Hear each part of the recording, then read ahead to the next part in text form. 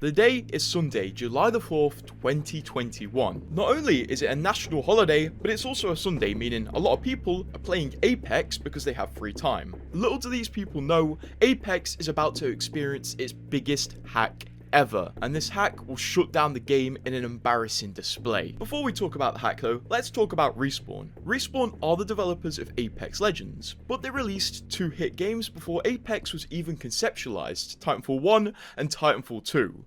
Unfortunately, as the time went on after these games released, Respawn neglected to update them, and especially when Apex Legends came out and got all the attention, Respawn stopped updating or even maintaining Titanfall at all. And this especially applies to Titanfall 1, which was a multiplayer only game. This game had a major hacking issue and Respawn were basically completely ignoring it. Fans were not happy and some fans were about to take their revenge. Fast forward back to July the 4th, 2021 though. The time is 1 PM UK time or 8 AM New York City time, and there are 248,000 people playing Apex just on Steam. People are enjoying their Sunday. That is, until something weird starts happening. When people finish their game and leave the match to the lobby to start up another match, they get a very weird message in front of their face, saying, "Important message, visit and repost, savetitanfall.com. This looks official, but it's weird because Respawn have never sent out an announcement like this. Weird. Most people clicked through this pop-up and just wanted to play the next game, until they realized they can't even play the next game, as all of the game modes have been replaced by either blank pages or a game mode called savetitanfall.com.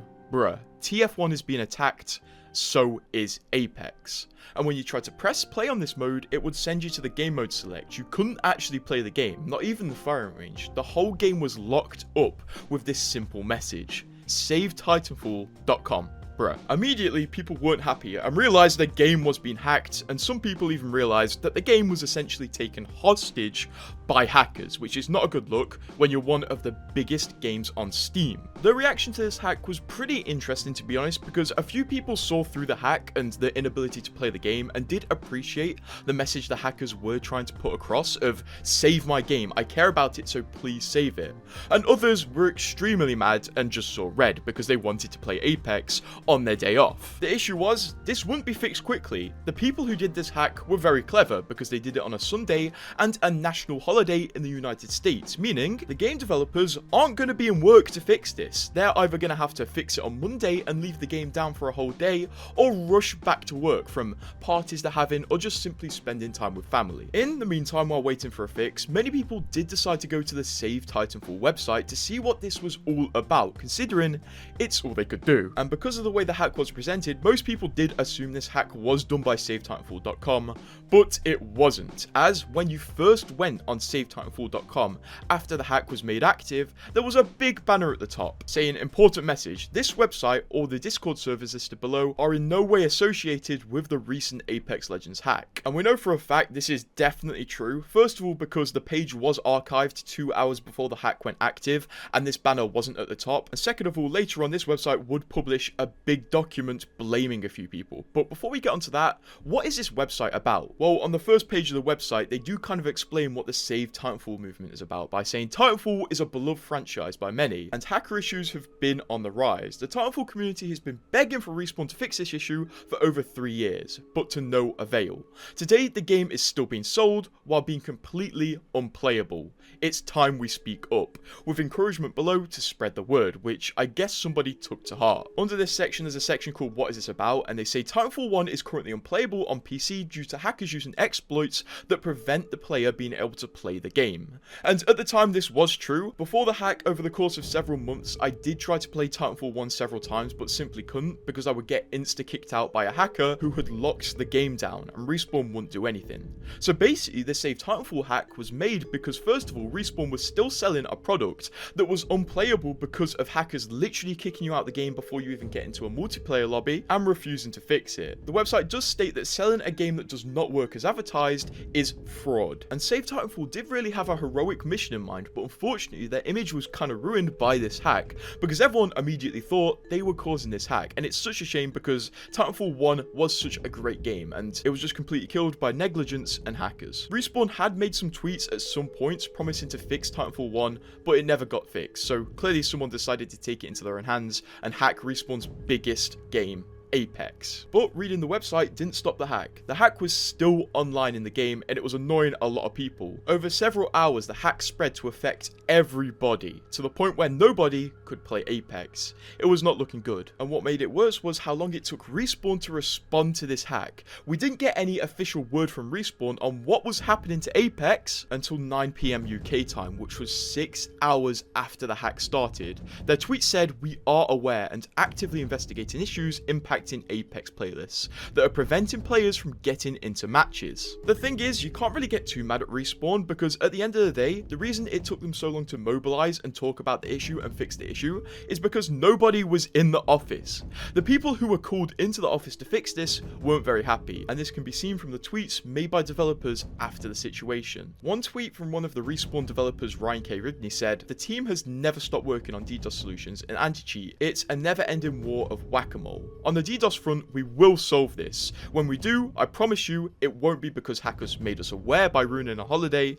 They achieved nothing of value." While the hack was going on, it wasn't just developers and players that were affected. Streamers were also affected, because what do you play when you can't even play the firing range in Apex? Streamers had many reactions, from being very worried to kind of making jokes. And honestly, what can you even do in this situation? Nobody had experienced this kind of thing before, and nobody even knew if Apex would ever come online again. Not to be dramatic, but this territory was very murky. Nobody knew what would come next. Meanwhile, the Titanfall Reddit was rejoicing, while the Apex Legends Reddit was getting pretty mad, and moderators were nearly driven insane by the spam of people asking, "Whoa, am I the only one experiencing this?"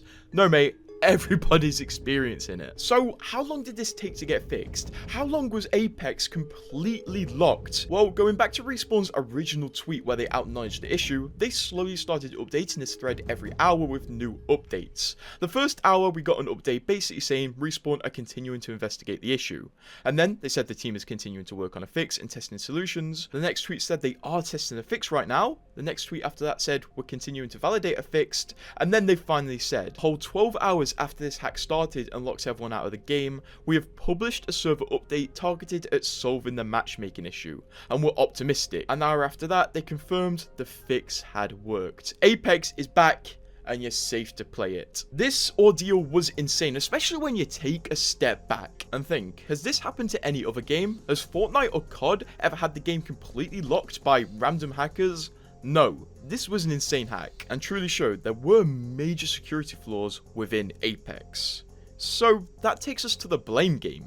Who did this? Did Respawn arrest them? Did EA send ninjas to kill them? Well, it's a bit more complex than that, because immediately the blame game was started. Discord messages were leaked, in-game messages were leaked, and fingers were pointed at several certain people within the Titanfall community. And for about a month, they were blamed as the people who caused the Save Titanfall hack. That was until Save Titanfall came back 1 month and 1 day after the hack happened, and released a huge document under an article called Transparency to the Community. This document was huge, and it was called the Operation Red Tape Report, and it aimed to truly point the finger at who was responsible for these hacks, and clear the blame of a few who apparently didn't cause these hacks but were being blamed. And this document was huge, leaked a lot of messages, cleared a few people's names, but also blamed a few more.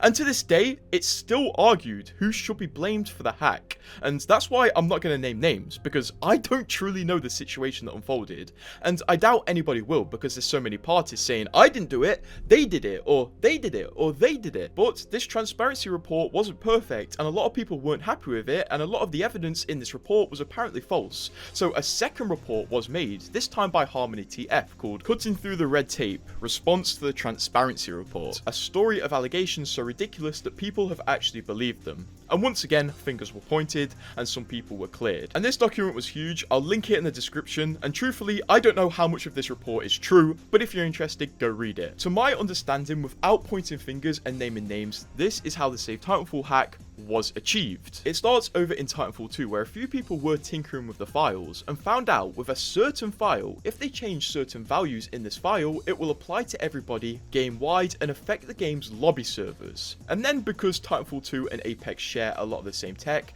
this same thing was tested in Apex.